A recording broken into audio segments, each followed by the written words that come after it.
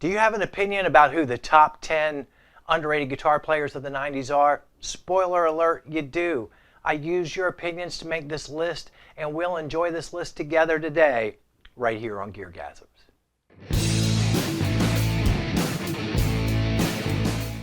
Hi everybody, welcome to GearGasms. I'm your host, Alan Barnes. Today we have the Viewer Picks edition of the top 10 underrated guitar players of the 90s.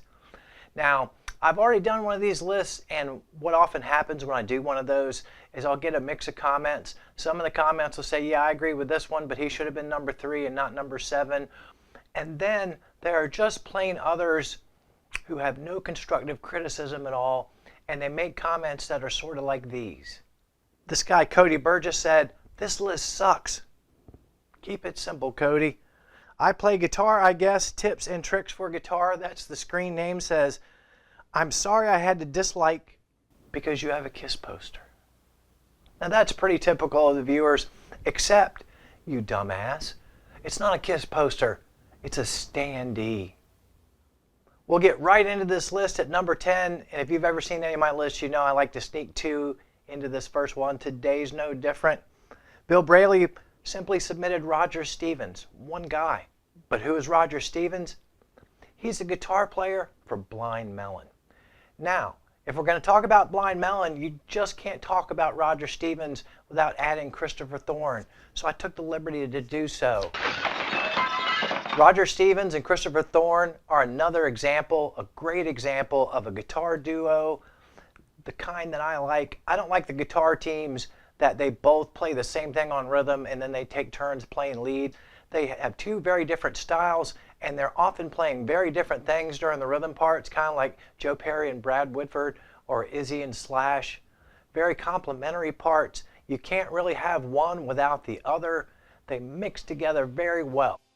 Nonetheless, number 10 on our list, Roger Stevens and Christopher Thorne.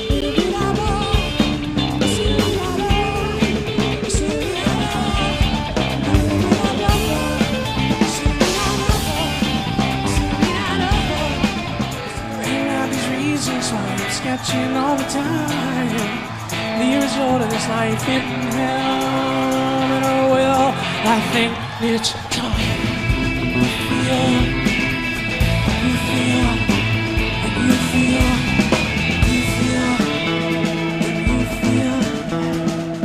Number 9 on our list. Lightning Hosu says, where is Graham Coxon?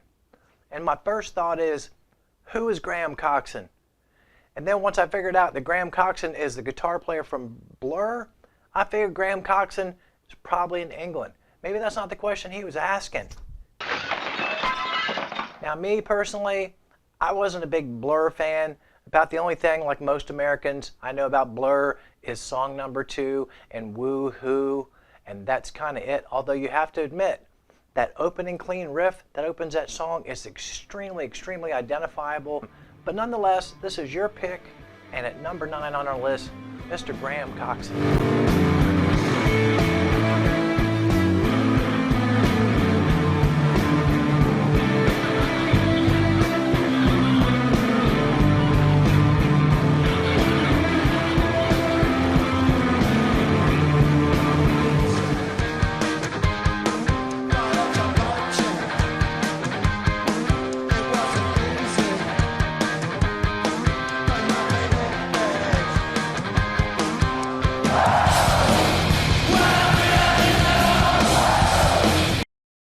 Number 8 on our list. Andrew Sutton writes in, I'll put the comment right down there so you can read along with me.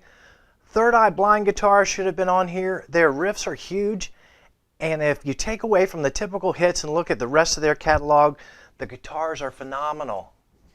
We had 2. When he got unceremoniously kicked out right after the band's second release, the band never really had success after that. Plus, the dude was taught by Joe Satriani. Again, I'm kind of guilty in Third Eye Blind of only knowing the hits. Didn't really get into them, but I did some swimming through their catalog, making this list, and these 2 guys are right. Kevin Cadigan, he's phenomenal. He's number 8 on our list.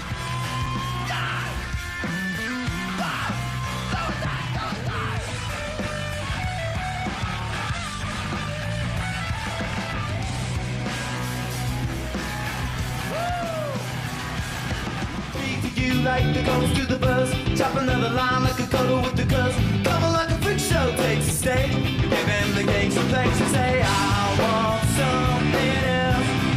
I can't be through this semi-tone kind of life.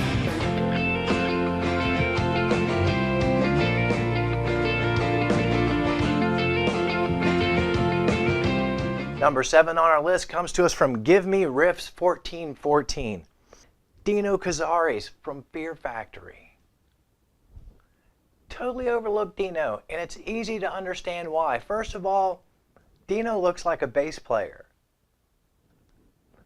But also, Fear Factory doesn't really even have a whole lot of solos in their music. It's very much boom, boom, boom, boom, boom, boom, boom, boom, right hand, rip it up kind of stuff, which is actually very cool. Very simple in his approach, kind of the Malcolm Young of mid-90s heavy metal, and he's number 7 on our list.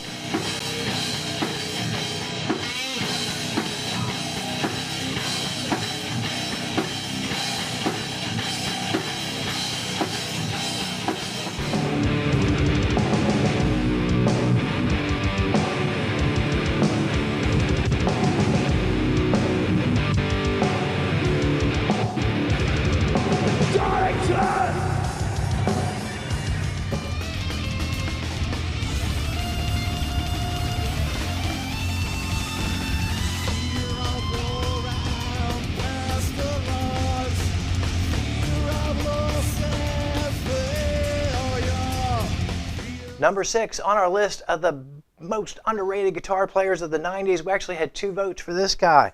Eggy Jones, 64, says right here, good list, but where is Billy Corgan?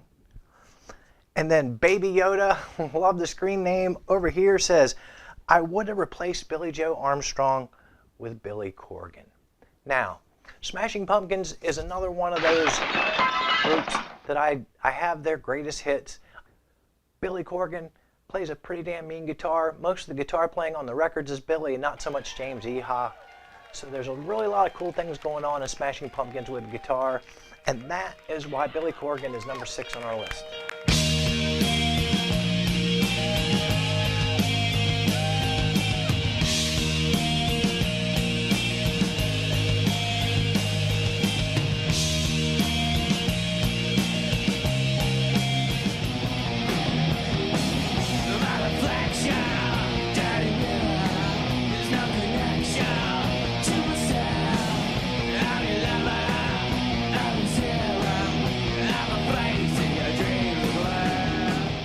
Number 5 on the top 10 most underrated guitar players of the 90s viewer picks list. We're halfway there. Are you having fun yet? Boom. David Danger says Tim Mahoney of 311 should have been on here. And again, I had their first record, the one with the hits on it or whatever. I really like 311. Tim Mahoney plays some really, really great guitar stuff in 311. He was an all-out utility player, not a flashy dude. The stuff he did always supports the song, and hence, Tim Mahoney, number 5 on our list.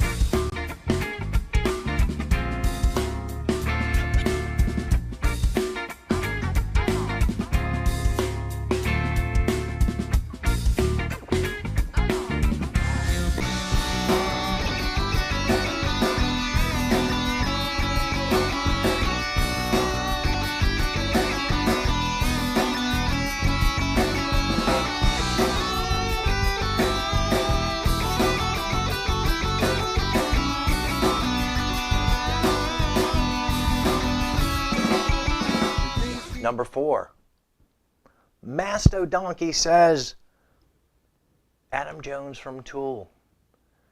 And again, another person I really overlooked. I never really got into Tool. I never got into A Perfect Circle. Maynard's just kind of strange and dark to me.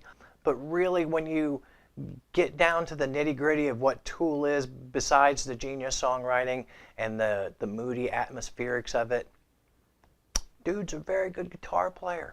Adam Jones doesn't really seem to get a whole lot of attention in that band, but people who know Tool, they know Adam Jones, and he's number 4 on our list.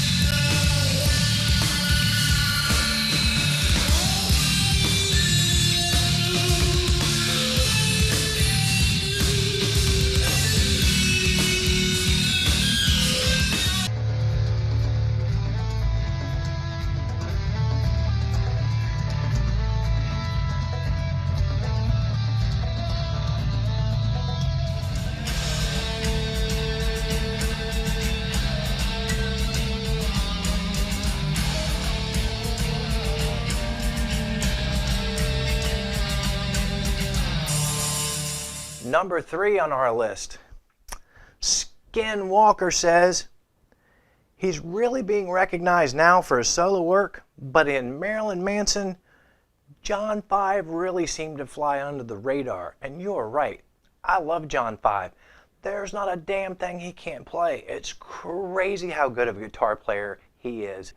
But I think the reason he flew under the radar in Manson is he replaced Zim Zum.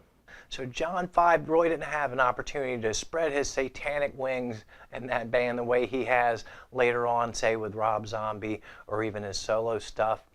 John 5 is the ultimate guitar player's guitar player. He shreds the shit out of things on a telly. Mad props. He's number 3 on our list.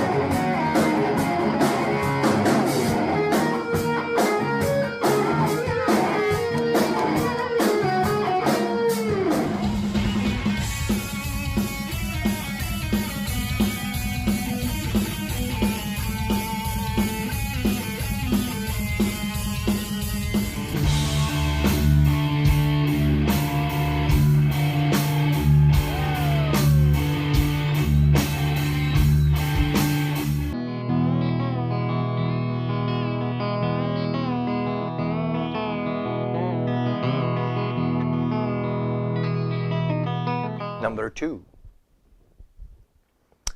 Max Voloshin says Jeff Loomis of Nevermore and Michael Romeo of Symphony X made their debut in the 90s, and they are both phenomenal. And he is correct. But I had to pick one. It's Jeff Loomis. Now, I had heard of Jeff Loomis just because I'm a guitar player that's on the same planet with all the other guitar players, so the name came to mind, but I wasn't really familiar with Nevermore. And man, oh man, when I started combing through their catalog, goodness grief, what a phenomenal band.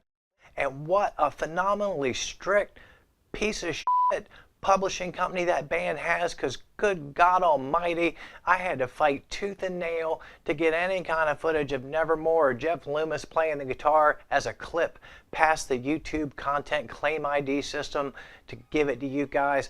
But fight I did, and he is number 2 on our list.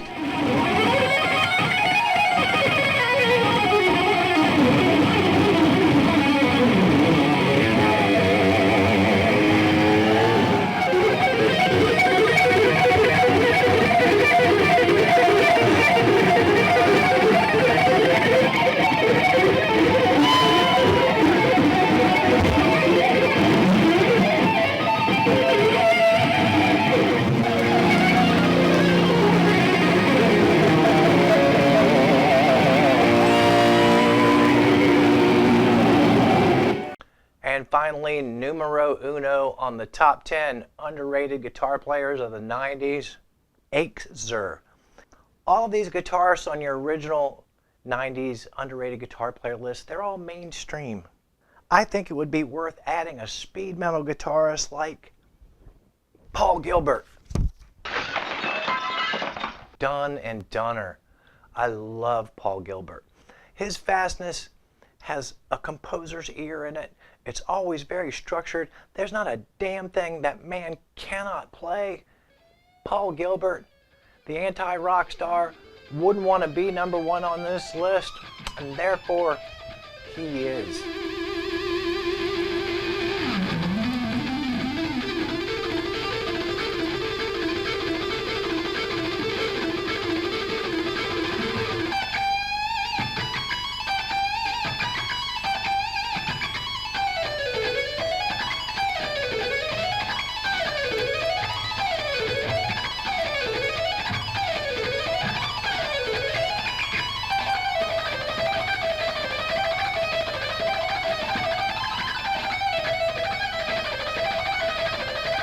Did you like this list? Did you learn anything? Did you see or hear some new guitar playing, maybe a new guitar player that you hadn't really thought to check out before and that you'll check out as a result of this list? I certainly hope you do. As always, I thank you for your time. Don't forget to hit the like button. Don't forget to subscribe. And if you're a subscriber, don't forget to watch. That's kind of important too. You can buy a t-shirt if you feel sorry for me. Whatever you do in the next 7 days, you don't need to let your nosy ass next door neighbor know about it. But keep yourself healthy and make sure that you come back here week after week for more GearGasms.